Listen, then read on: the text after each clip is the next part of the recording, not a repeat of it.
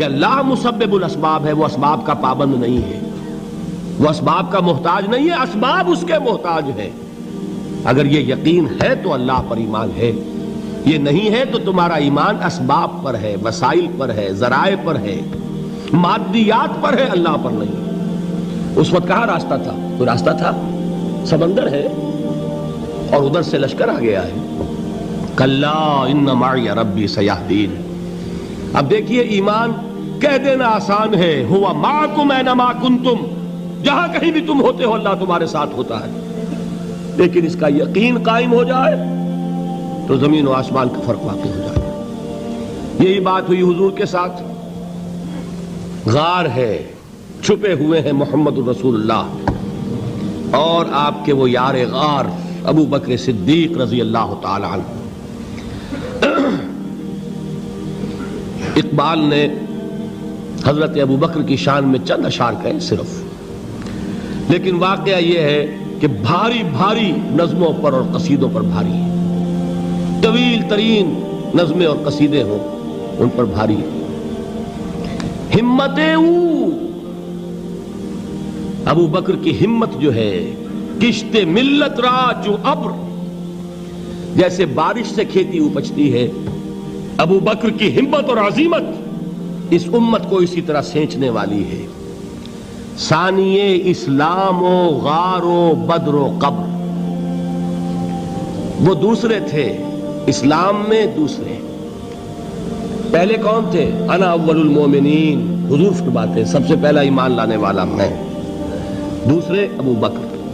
ویسے ہمارے ہاں یہ چلتا ہے اختلاف، حضرت علی پہلے ہیں کہ حضرت ابو بکر پہلے ہیں، لیکن اس میں بڑی خوبصورت تطبیق قائم کی ہے علماء نے اور بہت صحیح ہے۔ چار کے بارے میں فیصلہ ہی مت کرو کہ کون پہلے ہے، ان کی ایک عجیب تقسیم کر دی ہے۔ آزاد مردوں میں، بالغ مردوں میں سب سے پہلے ابو بکر، بچوں میں سب سے پہلے علی، خواتین میں سب سے پہلے خدیجہ، اور غلاموں میں سب سے پہلے زید ابن حارثہ۔ بڑی پیاری تقسیم ہے، یہ چاروں ہی پہلے ہیں، ہر ایک کے لیے اولیت ہے۔ اور واقعہ یہ ہے کہ اگر زمانی اعتبار سے تعین ہوگا تو پہلے خدیجۃ الکبریٰ آئیں گی رضی اللہ تعالی عنہ، کسی اور سے بات کرنے کی نوبت بعد میں آ سکتی ہے، پہلے تو اہلیہ محترمہ سے بات ہوئی، آتے ہی پہلی وحی ہوئی ہے، ابھی تبلیغ کا حکم نہیں تھا۔ کس کو بتایا واقعہ؟ ابھی اپنی نبوت کی تبلیغ کا تو حکم ہی نہیں آیا۔ واقعہ کس کا ہے؟ وہ خدیجہ کا ہے۔ جب کہا ہے کہ خشیت علی نفسی، مجھے اپنی جان کا اندیشہ ہے، تو کیا جواب دیا خدیجہ نے رضی اللہ تعالی عنہا؟ وہ صدیقۃ الکبریٰ ہے۔ صدیقات جو ہیں خواتین، ان میں چوٹی پر خدیجۃ الکبریٰ ہے رضی اللہ تعالی عنہا، اور صدیق جو مرد ہیں ان میں صدیق اکبر ہے ابو بکر صدیق رضی اللہ تعالی عنہ، لیکن صدیقات میں چوٹی پر۔ جب حضور نے فرمایا خشیت علی نفسی، کیا فرمایا؟ کیا عرض کیا؟ کیسے تسلی دی؟ نہیں نہیں، اللہ آپ کو ضائع نہیں کرے گا، آپ غریبوں کے ہمدرد ہیں، آپ مساکین کے تکالیف رفع کرنے والے ہیں، آپ بیواؤں کی سرپرستی کرتے ہیں، آپ مسافروں کی خدمت کرتے ہیں، اللہ آپ کو ضائع نہیں کرے گا۔ یہ یقین ہے اس خاتون کے اندر۔ خیر وہ ایک علیحدہ بات ہو جائے گی۔ میرے دل پر حضرت خدیجہ رضی اللہ تعالیٰ عنہ کی شخصیت کا بڑا گہرا نقش ہے، جو وہ کوئی اور ہی وقت اور موقع ہوا تو بیان ہوگا۔ بہرحال اقبال نے ایک مصرے میں جو چار اولیتیں جمع کر دی ہیں، ہمتیں کشت امت را چو ابر، ثانی اسلام و غار و بدر و قبر۔ اسلام میں حضور کے بعد پہلے کون؟ ابو بکر۔ غار میں حضور کے ساتھ کون؟ ابو بکر۔ بدر کی رات اللہ کا رسول سربسجود، وہ جھاڑ، وہ گھاس پھوس کی جو جھوپڑی بنائی گئی تھی، اور وہاں تلوار ننگی لے کر پہرا دینے والا کون؟ ابو بکر۔ اور اس حجرہ عائشہ میں محمد کے بعد سب سے پہلے دفن ہونے والا کون؟ ابو بکر رضی اللہ تعالی عنہ صلی اللہ علیہ وسلم۔ وہ جو معاملہ میں سنا رہا تھا غار ثور کا، حضرت ابو بکر بھی حضور کے خیال سے لرز گئے ہیں. آپ کو یاد ہوگا کہ جا کر پہلے تمام جتنے سوراخ تھے انہیں بند کیا ہے. ایک سوراخ رہ گیا تھا جس کو بند کرنے کے لیے کوئی کپڑا نہیں تھا. وہاں اپنی ایڑی رکھی ہے. تب کہا ہے حضور سے تشریف لائیے, اور اپنے زانو پر حضور کو لٹایا ہے. اور وہاں کسی موذی جانور نے کاٹا ہے. حضور کی آنکھ لگ گئی تھی. اس وقت اس بل کے اندر جو بھی بچھو ہے کیا ہے واللہ عالم, اس نے کاٹا ہے. اس کی تکلیف کی وجہ سے ابو بکر کی آنکھوں سے آنسو ٹپک گئے. حضور کے چہرے مبارک پر پڑے ہیں تو حضور جاگے ہیں معاملہ کیا ہے. ایڑی نہیں ہٹائی وہاں سے, مبادا وہ جانور وہاں سے نکل کر محمد الرسول اللہ کو کوئی گزن پہنچا دے. ابو بکر کی ایڑی ہے, جس طرح چاہے کھا لے, ختم کر دے, جان نکل جائے تب کوئی آنچ آئے محمد پر تو آئے, لیکن جیتے جی نہیں. وہ ہے ابو بکر. حضور کے خیال سے اس وقت حضور نے پھر اپنا لعاب دہن لگایا ہے, اور اس سے پھر آپ کی تکلیف ختم ہوئی. جیسے خیبر میں حضرت علی کی آنکھ دکھ رہی تھی, اس کو جو شفا حاصل ہوئی ہے وہ بھی حضور کے لعاب دہن سے ہوئی. تو بہرحال اس وقت انہوں نے کہا ہے کہ اے نبی یا رسول اللہ, اگر اس وقت ان میں سے کسی نے غیر ارادی طور پر بھی اپنے قدموں کی طرف جھانک لیا تو پکڑے جائیں گے. کیا جواب تھا اللہ کے رسول کا؟ لا تحزن ان اللہ معنا, اللہ ہمارے ساتھ ہے, کیوں گھبراتے ہو ابو بکر. یہ ہے ایمان باللہ, میرا مالک اللہ, میرا رازق اللہ, میرا محافظ اللہ, میرا مددگار اللہ, میرا پشت پناہ اللہ, میرا دوست اللہ. یہ دوستی ہے اللہ کی جو لب لباب ہے, حاصل ہے ایمان کا. اسی کا نام ولایت ہے. اولیاء اللہ کے سروں پر سینگ نہیں ہوتے.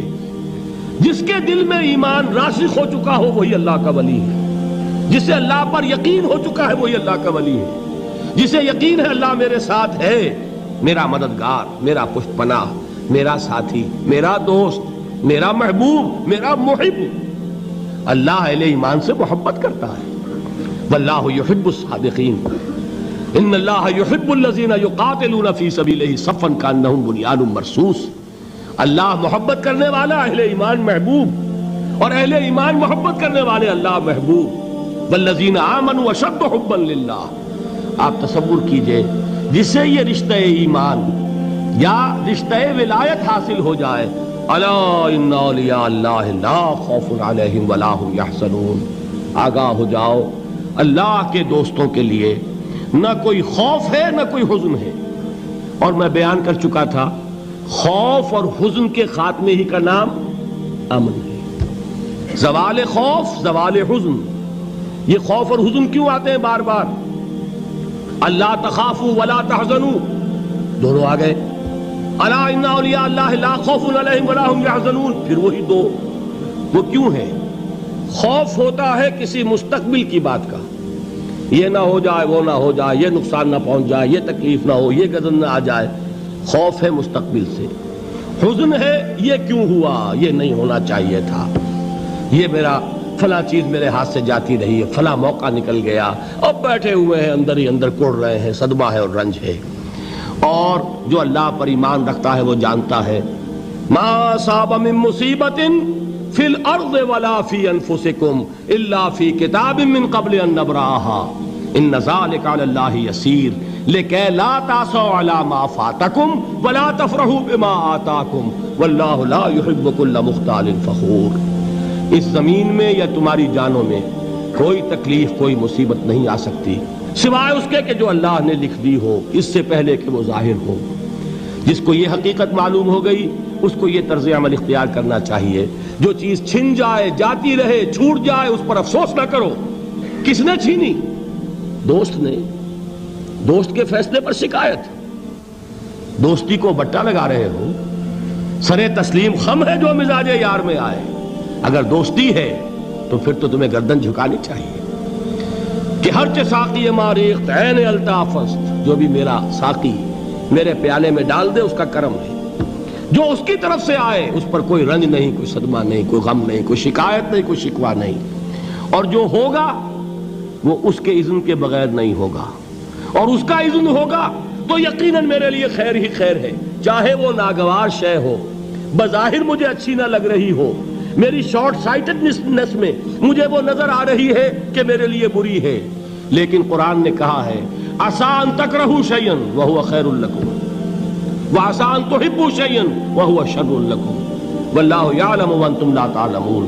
ہو سکتا ہے تم کسی چیز کو ناپسند کرو، درحال ہے کہ اسی میں تمہارا خیر ہو، اور ہو سکتا ہے تم کسی چیز کو پسند کرو، درحال ہے کہ اس میں تمہارا شر ہو۔ اللہ جانتا ہے، تم نہیں جانتے۔ جب مجھے یہ بات معلوم ہو گئی، میں نے اپنا معاملہ اللہ کے حوالے کیا۔ سپردم بے تو مایا خیش را تو دانی حساب کم و بیش را۔ اے رب، جو تو چاہتا ہے وہ ہو، تیرے علم میں جو شے میرے لیے خیر ہے وہ ہو جائے، میری کوئی پسند نہیں، میری کوئی چاہت نہیں، یہ ہے راضی برضائے رب۔ اکبر الہ آبادی نے اسے کہا ہے رضائے حق پہ راضی رہ، یہ حرف آرزو کیسا، خدا خالق، خدا مالک، خدا کا حکم تو کیسا۔ جب میں آ گیا بیچ میں، میری پسند، میری مرضی، میری خواہش، میری چاہت، یہی تو شرک ہے۔ ما شاء اللہ کان وما لم یشاء لم یکن، جو اللہ نے چاہا وہ ہوا، جو اس نے نہیں چاہا نہیں ہوا، اختیار اس کا ہے، میرا تو نہیں۔ رضائے حق پہ راضی رہ، یہ حرف آرزو کیسا، خدا خالق، خدا مالک، خدا کا حکم تو کیسا۔ اقبال نے اسے کہا ہے فارسی میں، اب آپ کہیں اس کا ترجمہ بھی کرو تو وہ مجھے ذرا اس وقت کچھ بہت ہی بدذوقی کسی بات نظر آئے گی۔ جائیے پوچھئے کسی سے جسے فارسی آتی ہو۔ برو کشید ز پیچا کے ہست و بود مرا، چوک دہا کے مقام رضا کشود مرا۔ مجھے تو تمام پیچ و خم سے نکال دیا اس مقام رضا نے۔ میں راضی برضائے رب ہوں، جو فیصلہ اس کا میں اس پر راضی۔ تو کہاں کا حزن اور کس کا خوف؟ یہی زوال حزن اور زوال خوف، یہی ہے امن، یہ نتیجہ ہے ایمان کا۔ تو جان لیجئے یہ ہے لب لباب، یہ ہے حاصل ایمان کا۔ یہ ہے تو ایمان ہے، یہ نہیں ہے تو ایمان نہیں۔